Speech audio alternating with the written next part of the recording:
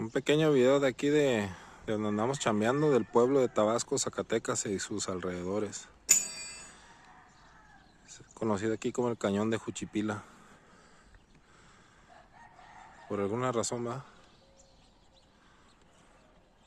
Por aquí nos pasó el huracán antenoche. Anoche no, antenoche. Y nos dejó pues bastante agua, gracias a Dios. No era el huracán en sí, era la tormenta tropical, lo que ya deja el último del huracán, ¿verdad? Pero sí nos llovió. El sur de Zacatecas, Aguascalientes, Jalisco y creo que partes de Michoacán también. Saludos.